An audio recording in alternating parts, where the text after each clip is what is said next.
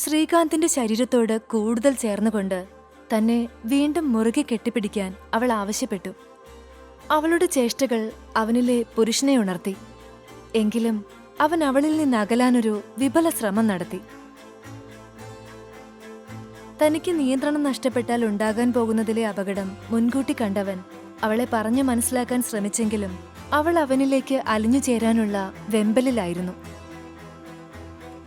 അവളുടെ വശ്യമായ നോട്ടവും സ്പർശനങ്ങളും അവളുടെ ശരീരത്തിൽ നിന്നുതിരുന്ന സുഗന്ധവും അവനെ മത്തുപിടിപ്പിച്ചു. ഒരു നിമിഷം അവനെല്ലാം മറന്നു. അവളുടെ ചുണ്ടുകളിലേക്ക് അവൻ തന്റെ ചുണ്ടുകൾ ചേർത്ത് ദീർഘമായി ചുംബിച്ചു. അവളിലെ പിടി മുറുകി. അവളെ വരിഞ്ഞു മുറുക്കിക്കൊണ്ട് അവൻ അവളുമായി കട്ടിലിലേക്ക് വീണു. അവളുടെ ആടകൾ ഓരോന്നായവൻ ഊരിയെറിയുമ്പോൾ അവൾ അവന് പൂർണ്ണമായും വിധേയപ്പെട്ട് കഴിഞ്ഞിരുന്നു. രാവിലെ നേരം നന്നായി പുലർന്നു കഴിഞ്ഞാണ് സീത കണ്ണുകൾ തുറന്നത്. ഗ്ലാസ് ഡോർ മറഞ്ഞിരുന്ന കർട്ടൻ മാറിക്കിടക്കുന്നതിനാൽ സൂര്യപ്രകാശം നേരെ മുഖത്തേക്ക് തന്നെ അടിക്കുന്നു. അവൾ കണ്ണുകൾ ചിമ്മി അടച്ചു. ദേഹത്തിനൊക്കെ വല്ലാത്ത വേദന, ശരീരമാകെ നുറുങ്ങുന്നത് പോലെ. അവൾ മെല്ലെ കൈകുത്തി എഴുന്നേറ്റതും അവളുടെ ദേഹം മൂടിയിരുന്ന വെളുത്ത പുതപ്പോർന്ന് താഴേക്ക് പോയി. അവൾ പെട്ടെന്നത് പിടിച്ച് മാറിലേക്കിട്ട് ചുറ്റും നോക്കി. തനിക്കെന്തോ സംഭവിച്ചുവെന്ന് അവൾക്ക് മനസ്സിലായി. നഗ്നമായ തന്റെ ശരീരവും ശക്തമായ വേദനയും അവളുടെ കണ്ണുകൾ നിറച്ചു. റൂമിലാകെ ചിതറിക്കിടക്കുന്ന തന്റെ വസ്ത്രങ്ങൾ കണ്ട് അവൾ വാ പൊത്തി കരഞ്ഞു. തലേന്ന് രാത്രിയിൽ എന്താണ് സംഭവിച്ചതെന്ന് അവൾ ഓർത്തെടുക്കാൻ ശ്രമിച്ചു. കാർത്തിക്കിനെ കാണാൻ താഴെ റെസ്റ്റോറന്റിലേക്ക് പോയതും അവനുമായി അടുത്തിടപഴകാനുള്ള ധൈര്യത്തിനു വേണ്ടി ഡ്രിങ്ക്സ് കഴിച്ചതുമൊക്കെ അവളുടെ ഓർമ്മയിൽ മിന്നിമറഞ്ഞു. പിന്നീട് എപ്പോഴാണ് റൂമിലേക്ക് വന്നതെന്നോ എന്താണ് തനിക്ക് സംഭവിച്ചതെന്നോ എത്ര ശ്രമിച്ചിട്ടും അവൾക്ക് ഓർക്കാൻ കഴിഞ്ഞില്ല. തലയ്ക്ക് കൈതാങ്ങി എന്തു ചെയ്യണമെന്നറിയാതെയിരിക്കുന്ന സീത ആരോ ഡോർ തുറക്കുന്ന ശബ്ദം കേട്ടാണ് തലയുയർത്തി നോക്കിയത്. തന്റെ മുന്നിലേക്ക് വന്ന സുമുഖനായ ചെറുപ്പക്കാരനെ കണ്ട് അവൾ വേഗം പുതപ്പ് പിടിച്ചിട്ട് ദേഹം മറച്ചു. താനാരാ? തനിക്കെന്താ എന്റെ റൂമിൽ കാര്യം? ബാത്റൂമിൽ നിന്നിറങ്ങി വന്ന ശ്രീകാന്ത് അവളെ തന്നെ നോക്കി നിന്നു. തന്റെ റൂമോ? ഇതെന്റെ റൂമാ, അവൻ പറഞ്ഞു. അവൾ കണ്ണുമിഴിച്ച് ചുറ്റും നോക്കി. ടേബിളിൽ മേക്കപ്പ് സെറ്റ് ഇല്ല. തുറന്നു കിടക്കുന്ന അലമാരയിൽ പുരുഷന്മാരുടെ ഷർട്ടുകളാണ്. ടിവിയുടെ അടുത്തായി തന്റെയും കാർത്തികിന്റെയും ഫോട്ടോ ഇല്ല. അവൾക്കാകെ ഭ്രാന്ത് പിടിച്ചു. അതെങ്ങനെ? താൻ നുണ പറയുക. ഞാൻ എന്റെ റൂമിലായിരുന്നു, പിന്നെങ്ങനെ ഇവിടെ എത്തി? അവൾക്ക് കരച്ചിൽ വന്നു. അതൊന്നും എനിക്കറിയില്ല. എന്തായാലും നല്ല ഫോമിലാ വന്നു കയറിയത്. ഒരിക്കലും മറക്കാനാവാത്തൊരു രാത്രിയായിരുന്നു എനിക്കിന്നലെ. Thank you so much. അവൻ അവളുടെ കവിളിൽ നുള്ളി. You cheat rascal!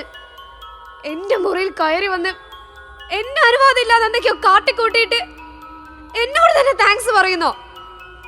സത്യം പറഞ്ഞോ, ആരാ നീ?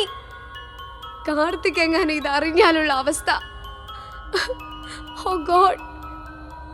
അവൾ അവനെ ഉലച്ചുകൊണ്ട് അലറിക്കരഞ്ഞു. നിനക്കെന്താ പെണ്ണെ, ഭ്രാന്താണോ? ഇന്നലെ രാത്രി വെളിവില്ലാതെ കയറി വന്ന് എന്നെ എന്തെങ്കിലും ചെയ്യുന്നു പറഞ്ഞ് പ്രലോഭിപ്പിച്ച് ഇതൊക്കെ ഒപ്പിച്ച് വെച്ചിട്ട് ഇപ്പൊ ഒന്നും അറിയാത്ത പോലെ കിടന്ന് മോങ്ങുന്നോ? ഞാൻ പൊട്ടനാണെന്ന് കരുതിയോ? അവനവളെ പിന്നിലേക്ക് തള്ളിക്കൊണ്ട് എഴുന്നേറ്റു. എനിക്കല്ലേ ഇവിടെ വെളിവില്ലഞ്ഞത്, നിനക്കുണ്ടായിരുന്നല്ലോ. ഞാൻ റൂം മാറി കയറിയതാണെന്ന് നിനക്ക് മനസ്സിലായില്ലേ? അപ്പോ മനഃപൂർവ്വം നീ എന്നെ... അവൾ മുഖം പൊത്തിക്കരഞ്ഞു. ഒരു നിമിഷം ശ്രീകാന്ത് മൗനം പാലിച്ചു. അത് ശരിയാണ്, അവൾക്കായിരുന്നു ബോധമില്ലാഞ്ഞത്. തനിക്ക് പിന്മാറാമായിരുന്നു. അവളെ അവളുടെ റൂമിൽ കൊണ്ട് വിടാമായിരുന്നു. ശ്രീകാന്തിന്റെ തല താഴ്ന്നു. എന്നാൽ അവനത് സമ്മതിച്ചു കൊടുക്കാൻ തയ്യാറായില്ല. അവൾ തന്നെ കബളിപ്പിച്ച് വശീകരിക്കാൻ വന്നതാവാമെന്നാണ് അവൻ ചിന്തിച്ചത്. ഞാൻ 2 ദിവസമായി ഇവിടെ മുറിയെടുത്തിട്ട്. എൻ്റെ എൻഗേജ്മെന്റ് ഉറച്ചതാണ്. അതിൻ്റെ ഒരു ആഘോഷത്തിന് വേണ്ടി ഇന്നലെ എൻ്റെ ബോയ് ഫ്രണ്ട് വരുമെന്ന് പറഞ്ഞു. ഞങ്ങൾ ഒന്നിച്ച് കുറച്ചു നേരം സ്പെൻഡ് ചെയ്യാനായിട്ടാണ് ഈ ഹോട്ടൽ തിരഞ്ഞെടുത്തത്. അവനെ വെയിറ്റ് ചെയ്ത് താഴെ റെസ്റ്റോറൻറ്റിൽ ഇരുന്നപ്പോഴാണ് ഡ്രിങ്ക്സ് കഴിക്കാൻ തോന്നിയത്. കാർത്തികിനോടൊപ്പം ചെലവഴിക്കാൻ കുറച്ച് ധൈര്യം വേണമെന്ന് തോന്നി. എനിക്കങ്ങനെ പതിവില്ലാത്തതാ. പക്ഷേ 2 സിപ്പ് എടുത്തപ്പോൾ തന്നെ എനിക്കെന്തോ വല്ലാത്ത ബുദ്ധിമുട്ട് തോന്നി. ലിഫ്റ്റിൽ കയറിയത് വരെ എനിക്ക് ഓർമ്മയുണ്ട്. എൻ്റെ മുറിയാണെന്ന് കരുതിയ ഞാൻ ഇവിടേക്ക് വന്ന് കയറിയത്. കാർത്തിക്കാണെന്ന് കരുതിയാവും ഞാൻ തന്നോട്. സീത തന്റെ ഓർമ്മയിലുണ്ടായിരുന്ന കാര്യങ്ങൾ വിശദമായി ശ്രീകാന്തിനോട് പറഞ്ഞു. അവനത് കൈകെട്ടി നിന്ന് കേൾക്കുന്നുണ്ടായിരുന്നു. എല്ലാം കേട്ട് കഴിഞ്ഞപ്പോൾ അവൻ തറയിൽ ചിതറിക്കിടന്ന അവളുടെ ഡ്രസ്സെടുത്ത് കട്ടിലേക്കിട്ടു. അവളത് കൈയെത്തിയെടുത്തു.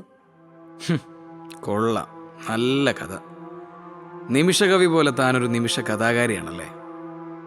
പരിഹാസം നിറഞ്ഞ അവന്റെ ചോദ്യം കേട്ട് ഡ്രസ്സ് ധരിക്കാൻ ശ്രമിക്കുന്നതിനിടയിൽ അവൾ അവനെ നോക്കി. കഥയോ? അവൾ ചോദിച്ചു. പിന്നല്ലാതെ താൻ ഈ പറഞ്ഞതൊക്കെ കണ്ണുമടച്ച് ഞാൻ വിശ്വസിക്കണോ? നേവർ, ഒരിക്കലുമില്ല.